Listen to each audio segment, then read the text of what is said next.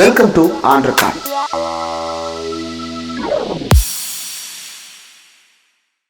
Welcome to on record. இன்றைக்கு நம்மோடு நேர்காணலுக்காக சிறப்பு விருந்தினராக மூத்த பத்திரிகையாளர் திரு ஜென்ராம் அவர்கள் இருந்திருக்கிறார். அவரோடு பேசலாம். சார் வணக்கம். சார் வணக்கம். நேற்று நடைபெற்று முடிந்த சட்டப்பேரவை தேர்தல் முடிவுகள் வெளியாக இன்னும் நாள் இருக்கிறது. ஆனா மூத்த பத்திரிகையாளர்கள் பல பேர் நேற்றே பல்வேறு முன் முடிவுகளை எழுதியிருக்கிறார்கள். வாக்கு சதவீதம் விண்ணை முட்டியது, விண்ணை பிளந்தது. அடுத்து தேவலோகத்தில் ஏதாவது வாக்குப்பதிவு நடத்துவதாக இருந்தால் கூட தமிழர்கள் வானத்தில் ஏறி வாக்கு செலுத்தி விடுவார்கள். அந்த அளவிற்கு தமிழர்களுக்கு அரசியல் ஆர்வம் மிகுந்து வாக்கு அழித்து தள்ளி விட்டார்கள். பல இடங்கள்ல பட்டன்ல அந்த சின்னமே தேய்ந்து போகும் அளவிற்கு வாக்களிப்பு நடந்திருப்பதாக எல்லாம் தகவல் சொல்றாங்க. சார் நீங்க எப்படி பாக்குறீங்க சார்? ஐயோ, அதுதான் நேற்றிலிருந்து பல பல ஊடகங்கள்ல கருத்து சொல்லியாச்சு. இருந்தாலும் திரும்ப நம்ம சர்க்கிள்லயும் பேசிடுவோம், வேற வழி இல்லை அப்படின்னு நினைக்கிறேன். அதாவது 30 லட்சம் வாக்குகள் அதிகமாகி இருக்குது பதிவுல. சரி, அதுக்கு முந்தின தேர்தல்ல 2016 இருந்து 16க்கும் 2021க்கும் என்ன வித்தியாசம் அப்படின்னு பார்த்தா, அதுவும் 20 லட்சம் வாக்குகள், 25 லட்சம் வாக்குகள் தான் அதுலயும் கூடி இருக்குது. 21ல 28 லட்சம் வாக்குகள் கூடி இருக்குது. 16ல 64 லட்சம் வாக்குகள் கூடி இருந்தது. அதாவது 2011 ஜெயலலிதா தான் இருக்கிறதுலே அதிக இளைஞர்களை ஈர்த்த ஆளுமையா இருந்திருக்காரு. அப்ப அதாவது அதிகமான எண்ணிக்கையில வாக்குகள் வந்தால் ஆட்சி நிச்சயமாக மாற்றம் உறுதி அப்படின்னு சொல்றாங்கல்ல மொத்த பத்திரிகையாளர்கள்லாம். ஆட்சி என்று இருந்தால் ஆன்டி இன்கம்பன்சி ஒன்று இருக்கும். அது புரியாதவன் எல்லாம் முட்டாள் அப்படி பலர் பேர் சொல்றாங்க. எனக்கு அதெல்லாம் என்னன்னே புரியல. எப்படி இப்படி ஒரு கருத்தை பிளண்டா பொதுமையாக சொல்றாங்கன்னு. 1977 இருந்து 2011 தேர்தலில் தான் தோத்தாங்க. 2006 தேர்தல் வரைக்கும் இடையில 8 தேர்தல் 10 தேர்தல் அப்படி வச்சுக்கலாம். 8 தேர்தலோ 7 தேர்தலோ தொடர்ந்து இடது முன்னணி மேற்கு வங்கத்தில் ஜெயிச்சுட்டு இருந்தது. ஆமா, ஆட்சி என்று இருந்தால் ஆன்டி இன்கம்பன்சி என்று ஒன்று இருக்கும் அப்படின்னு எப்படி சொல்றாங்க? அனுமானம் தானே அது, அசம்ஷன் தானே அது. ஒரு பிரபஞ்ச உண்மையா, யுனிவர்சல் ட்ரூத்தா அது? அவர் கருத்து ஒருவருடைய கருத்து அவ்வளவுதான். ஆனா அவர் அதை பிரபஞ்ச உண்மை மாதிரி நம்பி கருத்தாக சொல்றாரு. ஆட்சி என்று இருந்தால் ஆன்டி இன்கம்பன்சின்னு இருக்கும். இங்க ஏராளமான வாக்குகள் புதிதாக பதிவாயிருக்குது. அதனால ஆட்சி மாற்றம் உறுதியாக இருக்கலாம். அப்படி இல்லைன்னா தொங்கு சட்டப்பேரவையாக இருக்கலாம். சரி, ஒண்ணு மாறணும் இல்லன்னா தொங்கிரணும், எதுவும் உருப்படியா இருக்க கூடாது. அப்ப யாரு சிங்கிள் லார்ஜஸ்ட் பார்ட்டியாக இருப்பாங்க? அது திமுக தான் இருக்கும். திமுகவுக்கு எதிரான வாக்குகள் தான் புரட்டி போடுற அளவுக்கு எல்லாரும் வாக்களிச்சிருக்கிறாங்க அப்படின்னு நம்புறாங்க. அந்த ஊடகங்கள் அதைத்தான் சொல்ல விரும்புது. எக்கச்சக்கமா வாக்களிச்சிருக்கிறாங்க. வரலாறு காணாத வாக்குப்பதிவு. அதை புரட்டி போடுற மாதிரி மக்கள் வாக்களிச்சிருக்கிறாங்க. ஆனா திமுக ஆட்சி மாற்றம் உறுதி, திமுக இருக்காது. சரி, அப்போ தொங்குன்னா ஏடிஎம்கேக்கு மெஜாரிட்டி கிடைக்காம ஒரு 100 சீட்டு ஏடிஎம்கே தான் சிங்கிள் லார்ஜஸ்ட் பார்ட்டின்னு வந்துருமா, அல்லது டிவிகே வந்துருமா, அல்லது நாம் தமிழர் வந்துருமான்னு கேட்டா இல்ல, சிங்கிள் லார்ஜஸ்ட் பார்ட்டியா திமுக தான் வரும் அப்படின்னு சொல்றாங்க. அதாவது ஏதாவது டேட்டா அடிப்படையில பேசணும், அல்லது கருத்துக்களை லாஜிக்கலா நிறுவனம். இந்த காரணங்கள்னால இந்த முடிவுகளுக்கு நான் வருகிறேன், என் முடிவு தவறாக இருக்கலாம் அப்படின்னு சொல்லிட்டு நாம பேசுற மாதிரி பேசணும். இந்தந்த காரணங்கள்ல நான் நம்புறேன், இதுக்கு இந்த மாதிரி ஒரு ரெஸ்பான்ஸ் இருக்குன்னு நம்புறேன், அதனால இந்த முடிவு வரும்னு நம்புறேன். அது நடக்கலைன்னா நான் தப்பா அசியூம் பண்ணிருக்கேன்னு நினைச்சுக்கிறேன்னு சொல்லிடலாம். ஆனா அவங்க அசியூம் பண்றது எல்லாத்தையுமே அவங்க என்ன சொல்றாங்க, எல்லாரும் ஏற்றுக்கொள்ள வேண்டிய ஒரு உண்மை மாதிரி சொல்றாங்க. அது ஒரு ஃபுல் ப்ரூஃபா, அது எதுல எந்த விதமான சிக்கலும் இல்லாததாக, அடையாள பிரச்சனைகளும் இல்லாததாக, மக்களிடமிருந்து ராவாக எடுத்துட்டு வந்த டேட்டாவை அப்படியே அவங்க ராம்னு சொல்லிடுறாங்க. சார் சொல்லிடுறாங்க. அதாவது a² + b² + 2ab = a + b the whole அப்படிங்கிறது டிரைவ் பண்றது. அந்த மாதிரி ஒரு எந்த டிரைவ் பண்றதும் கிடையாது. அத நான் சொல்லும் போது நான் ஏன் சார் டெரிவ் பண்ணணும்? அதாவது அவங்க இடத்துல இருந்து சொல்றேன். சொல்லுபவன் நானாக இருக்கையில் நான் எதற்காக டெரிவேஷனை காட்ட வேண்டும் அப்படின்னு அவங்க நினைச்சுக்கிறாங்களோ சார்? இருக்கலாம். எல்லாமே வந்து இல்ல சார், ஏன் அது வந்து இவ்வளவு கோபத்தை ஏற்படுத்துதுன்னா சார், அடிப்படையிலேயே வந்து அந்த நம்பர் இன்க்ரீஸ் ஆனது அப்படின்றது வந்து போகஸ். அது உண்மைக்கு புறம்பான செய்தி. அந்த செய்தியில எந்த விதமான உண்மையும் இல்லை. உண்மையே இல்லாத ஒரு செய்தியை வந்து நேத்து ஊடக விவாதங்கள்ல எல்லாருமே தலைப்பா எடுக்கிறாங்க. எடுத்துட்டு உள்ளுக்குள்ள போனோம்னா நெறியாளர்கள் கேட்கிறத எப்படி கேட்கிறாங்கன்னா, ஒரு யாராவது இன்க்ரீஸ் ஆயிருச்சுன்னு சொன்னாங்கன்னா, இல்லையே அப்சல்யூட் நம்பர்ஸ் இன்க்ரீஸ் ஆகலையே. யாராவது இன்க்ரீஸ் ஆகலன்னு சொன்னாங்களா? இல்லையே பெர்சன்டேஜ் இன்க்ரீஸ் ஆயிருக்கே. எனக்கு புரியவே இல்லை சார். ஏதாவது உண்மையின் பக்கத்தின் 2 கோணங்களை எடுத்து பேசினா பரவாயில்ல சார். இல்லாத ஒரு நம்பரை வச்சுட்டு எப்படி சார் இப்படி டிபேட் பண்றாங்க? எதையுமே எதோட ஒப்பிட முடியும்? சூழல் மாறாமல் இருந்தால் other things remaining the same அப்படின்னு எக்கனாமிக்ஸ்ல சொல்லுவாங்க. வேற இதுல எல்லாம் அந்த மாதிரி உண்டு தெரியல. Other things remaining the same, அதாவது மற்றவை மாறாமல் இருந்தால் அப்படின்னு தான் ஒப்பிட முடியும். நீங்க வந்து எஸ்ஐஆர்னு ஒண்ணு புதிதாக ஒன்றை நடுவில் கொண்டு வந்துட்டீங்க. வாக்காளர் பட்டியலை சிறப்பு தீவிர திருத்தத்துக்கு உள்ளாக்கிட்டீங்க. அதன்படி ஒரு 60 லட்சம் ஓட்டு, எக்ஸாக்டா சொல்லல, உதாரணத்துக்கு சொல்றேன், 60 லட்சம் ஓட்டை தூக்கியாச்சு, நீக்கியாச்சு. நீங்க 100 பேர் ஓட்டு போடும்போது 73% ஓட்டு போட்டிருக்கிறாங்க. 80 பேர் ஓட்டு போடும்போது 73 பேர் ஓட்டு போட்டாங்கன்னா பெர்சன்டேஜ் ரொம்ப அதிகமாகத்தான் காட்டும். ஆமா. ஆனா உண்மையிலேயே வாக்களிச்சவங்க அதே 73 பேர் தான் இப்பவும் வாக்களிச்சிருக்கிறாங்க. இப்ப நேத்தும் வாக்களிச்சாங்கன்னு வச்சுக்கோங்க. அதுல அத வந்து நம்பராக பார்க்கணும். புதிதாக ஆட்கள் வந்து போட்டதாக எங்க இருக்கு இதுல? நேத்து இந்திரகுமார லீடரை தேர்ந்தெடுத்தவங்களும் 73 பேர் தான் ஓட்டு போட்டிருக்காங்க. இன்னைக்கு ஜென்ராம தேர்ந்தெடுக்கணும்னு வந்திருக்கிறவங்களும் 73 பேர் தான் ஓட்டு போட்டிருக்காங்க. ஜென்ராம தேர்ந்தெடுத்துட்டாங்களான்னு நமக்கு இன்னும் தெரியாது. ஓட்டு போட்டது அதே 73 பேர் தான். ஒரு பீரியடுக்கு அப்புறம் போட்டிருக்காங்க. அவங்க இந்திரகுமாரையே தேர்ந்தெடுத்துக்கிறதுக்கான வாய்ப்பு ரொம்ப ரொம்ப அதிகம். இது ஒரு பாசிபிலிட்டியாக கூட கன்சிடர் பண்ண மாட்டேங்கிறாங்க. அதுக்கு உடனே என்ன சொல்றாங்கன்னா, நேத்து ஓட்டு போட்டவன் இன்னைக்கு ஓட்டு போட போகுது, அதே மனநிலையில அதே பேட்டர்ன்ல தான் ஓட்டு போடுவான்னு என்ன உத்தரவாதம்னு கேக்குறாங்க. அதே பேட்டர்ன்ல 1967 இருந்து ஓட்டு போடுறான்ல சார்? போடுறான்ல.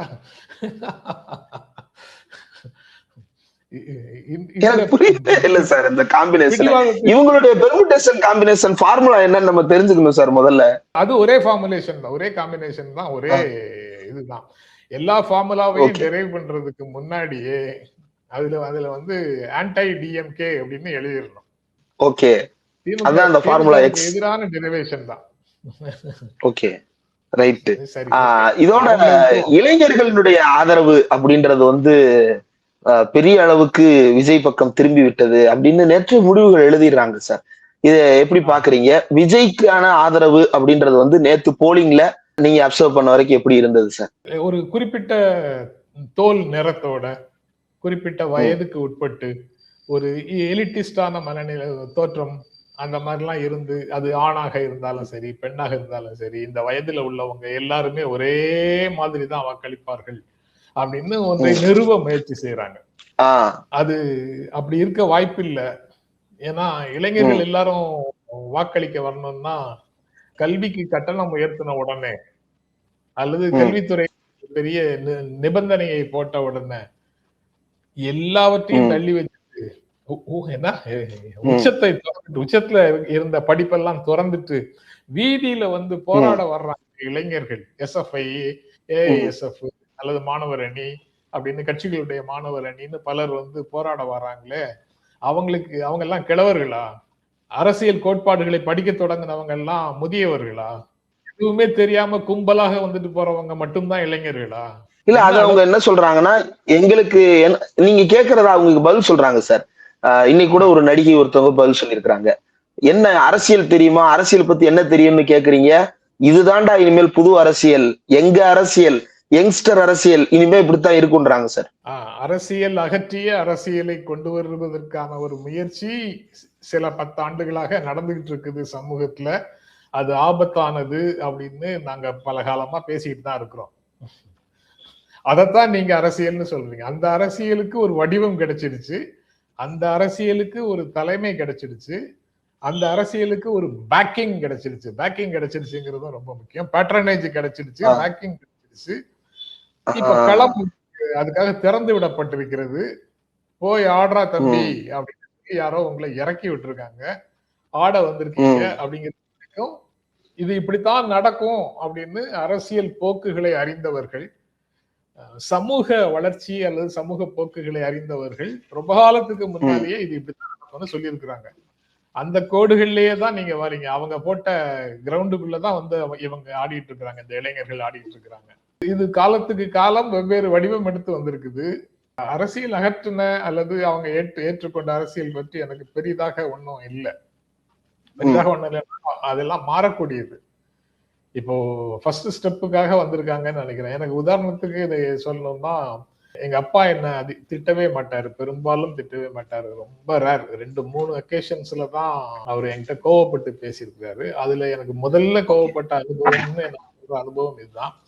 1977 தமிழ்நாடு சட்டப்பேரவை தேர்தல் முடிஞ்சு ரிசல்ட்ஸ் ஒரு சின்ன பழைய பிலிப்ஸ் ரேடியோ ஒரு ஸ்டூல் மேல வச்சு அதுதான் கேட்போம். ரேடியோவுக்கான இடம் அதுதான், வேற எந்த பொருளும் கிடையாது.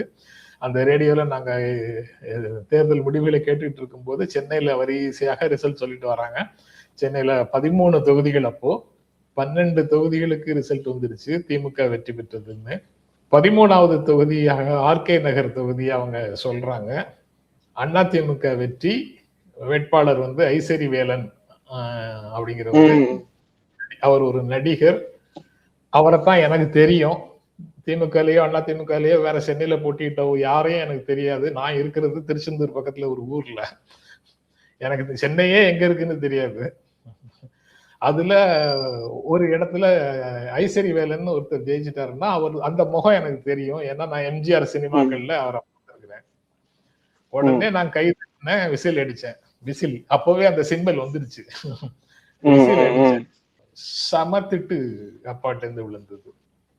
என்ன தெரியும்னு கை தட்டிட்டு இருக்கீங்க.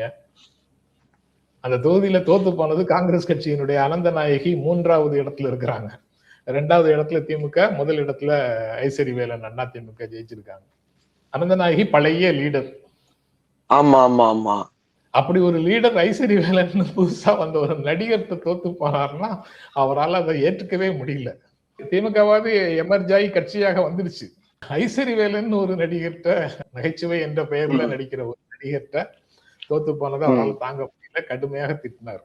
இப்போ நாங்க ஜெயிச்சிருவோம், எங்க தளபதி தான் முதலமைச்சர், எத்தனை தொகுதியில ஜெயிப்பீங்க, எல்லா தொகுதியிலையும் ஜெயிச்சிருவோம், அது எல்லாம் தான் எத்தனை தொகுதி, 4 தொகுதியிலையும் ஜெயிச்சிருவோம் அப்படின்னு சொல்ற பசங்களை பார்த்தா, ஒருவேளை அன்னைக்கு நான் அப்படி இல்லை, அன்னைக்கு நான் அப்போவே எனக்கு அரைகுறையாக நிறைய படிச்சிருக்கிறேன்.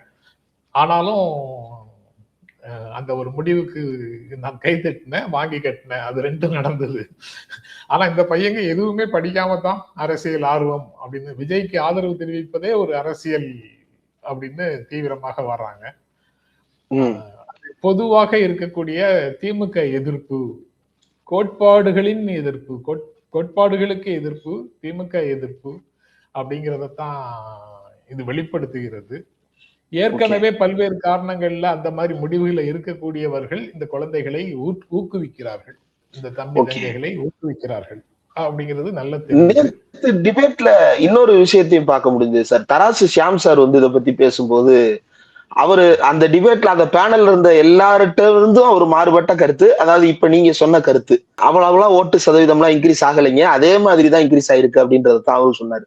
சொல்லிட்டு அவர் ஒண்ணு சொன்னாரு சார், இந்த போலிங் உண்மையிலே நீங்க இன்க்ரீஸ் ஆயிருக்குன்னு சொன்னீங்கன்னா, அப்படி இன்க்ரீஸ் ஆன கடைசி தேர்தல் 2016 வந்து பெரிய அளவுக்கு இன்க்ரீஸ் ஆச்சு. இந்த தடவை அந்த அளவுக்கு ஆகல. அப்படி ஆனதாக நீங்கள் சொல்லுவது உண்மை என்றால் அது திமுகவுக்கு தான் சாதகமாக வரும்ன்றது ஒண்ணு. 2வது, விஜய் நிறைய வாங்குறாருன்னு சொல்றீங்களே, விஜய் எவ்வளவு அதிகமாக வாங்குகிறாரோ அந்த அளவுக்கு திமுகவுடைய சீட்டு எண்ணிக்கை அதிகரிக்கும், 200 நோக்கி திமுக போய்கிட்டு இருக்கும் அப்படின்னு சொல்றாரு. அதை எப்படி பாக்குறீங்க? அதுதான் நானும் நம்புகிறேன். ஏன்னா அப்படித்தான் நடக்கும், அப்படித்தான் போலா இருக்குதுன்னு நான் நம்புறேன். அது போக அந்த அதிகமான வாக்கெடுப்பு வாக்குகள், அதுவும் பெண்கள் அதிகமாக வாக்களிக்கிறார்கள் அப்படிங்கிறது கூட எனக்கு அந்த செய்தியை தான் சொல்லுது. விஜய்க்கு ஆதரவாக பெண்கள் இருக்கிறாங்கிறது ஒரு அனுமானம் தான். ஆனா பெனிஃபிட், எனக்கு நீங்க கொடுத்த பெனிஃபிட்ஸுக்காக நான் நன்றி சொல்கிறேன், எனக்கு நீங்க கொடுத்த பெனிஃபிட்ஸுக்காக நான் உங்களுக்கு ஆதரவளிக்கிறேன் அப்படின்னு சொல்றத நான் இங்க தேர்தலுக்கு முன்னால சில எளிய மனிதர்கள் இந்த பகுதியில எல்லாருக்கும் உதவி செய்யக்கூடிய வெவ்வேறு தொழில்கள் பார்க்கிற எளிய மனிதர்களோட பேசும்போது அவங்க வந்து வீட்டு பக்கத்துல, அந்த லேடி தான் சொல்றாங்க, வீட்டு பக்கத்துல சில பையங்க வந்து இந்த கட்சிக்கு ஓட்டு போட சொல்றாங்க, அவங்க கிட்ட எல்லாம் நான் சரிப்பா போடுறேன்னு சொல்லிட்டேன், ஆனா மாசம் 1000 ரூபாய் அக்கௌண்ட்ல வந்து விழுது அண்ணன், அவங்களுக்கு ஓட்டு போடாம நான் வேற யாருக்கு என்ன போட முடியும் அப்படின்னு சொல்றாங்க. யாராவது கேட்டா அவங்க கேட்டதுக்கு அவங்களுக்கு தான் போடுறேன்னு சொல்லிடுறோம். ஆனா நான் ஓட்டு போடுறது மாசம் 1000 ரூபாய் அக்கௌண்ட்ல விழுந்தது இல்ல, அந்த அவங்களுக்கு யாரு கொடுத்தாங்களோ அவங்களுக்கு தான் போடுவேன் அப்படின்னு சொல்றாங்க. அதுதான் இயல்பாக மனித உணர்வாக தெரியுது. அதுதான் எளிய மனிதர்களுடைய உணர்வு. நீ என்ன உங்க சொந்த பணத்தை கொடுத்தியா, உங்க அப்பா வீட்டு பணத்தை கொடுத்தியா, நான் தான் அப்படின்னு சொல்லிட்டு அதை பொருட்படுத்தாம போறது ஒரு எலிட்டிஸ்டான மனநிலையாக இருக்கலாம். எளிய மனிதர்களுடைய உணர்வு வந்து நன்றி உணர்வோடு இருக்கக்கூடியதாக இருக்குது. அதனால அவங்க பெரும்பாலும் திமுகவுக்கு ஓட்டு போட்டிருப்பாங்க அப்படின்னு நான் நம்புறேன். வாக்களிச்சதுல பெண்கள் அதிகமாக வாக்களித்தார்கள் அப்படின்னு சொல்றாங்க. ஆண்களை விட பெண்கள் அதிகமாக ஆர்வத்தோடு வந்து வாக்களித்தார்கள் அப்படின்னு. அப்போ எதனால அதெல்லாம் சாத்தியமாச்சு? இங்க பெண்களுக்கு பாதுகாப்பே இல்லாத சூழல்னாலயா, இல்ல பாதுகாப்பாக அவர்கள் இருக்கிறார்கள்ங்கிற காரணத்தினாலயா? எல்லாமே அவங்க ஒரு கதையாடலை இங்க வந்து திணிக்க நினைக்கிறாங்க, ஒரு கருத்தோட்டத்தை திணிக்க நினைக்கிறாங்க. எந்த பூத்துலயும் ரீபோல் கிடையாது, மறு வாக்குப்பதிவு எந்த பூத்துலயும் கிடையாது. எதனால? குற்றங்கள் தமிழ்நாட்டுல அதிகரிச்சதுனாலயா? புரியல. குற்றங்கள் அதிகமாக போனதுனாலயா? சட்டம் ஒழுங்கு கெட்டு போனதுனாலயா?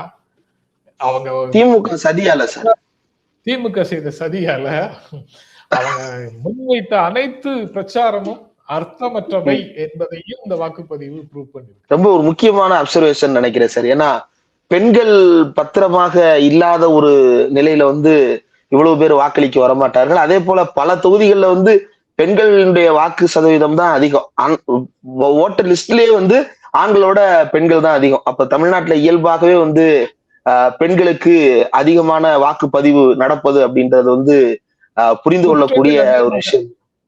குற்றங்கள் அதிகமாக நடக்கக்கூடிய சமூகத்துல ஒரு அச்ச உணர்வு இருக்கும். அச்ச உணர்வு அதிகமாக இருக்கக்கூடிய சமூகத்துல வாக்களிக்கிறதுக்கு எல்லாரும் வரமாட்டாங்க.